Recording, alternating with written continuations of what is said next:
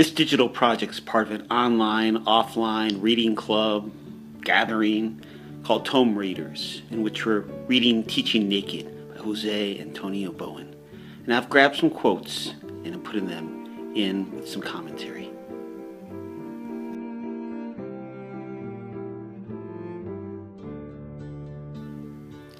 The expansion of potential seems a critical component of leveraging technology and access for learning in all content areas. When we open up the ways to both access information and create content to demonstrate learning, then we're validating the spirit of the learner in this still emerging digital age. This concept of shifting the access points to education is an amazing story in and of itself. To think that a learner could be anywhere in the world and have the potential to learn from some of the best teachers on their phone or on their tablet or computer or wherever or whatever is an opportunity to contribute to positive change in people's lives on a scale not seen since the emergence of the book as a text for the masses. Unfortunately, many universities still cling to the closed, claustrophobic learning management systems that are never true communities or networks and are forgotten once the semester ends. The door closes, the connections get cut.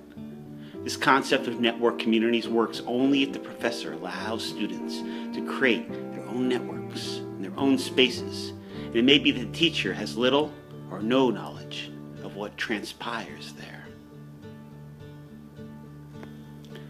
Social proximity seems like a data-driven term, and perhaps it is. Check out some of the work being done on mapping out social networks, and it's both fascinating to see and yet oddly removed from human experience behind the data points. But the personal connections in those social networks make for powerful learning opportunities.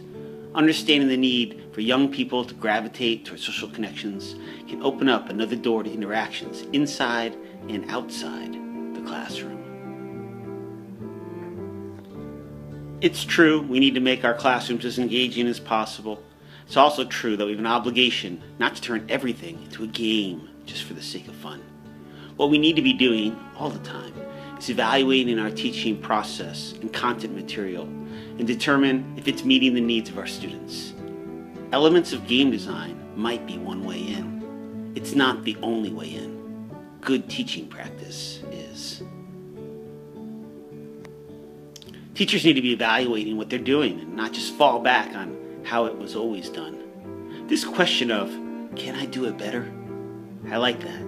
It encourages teachers, it encourages me to be learners again, too. It nurtures an inquiry stance. Yes, young people of all ages are curious and rather fearless, too.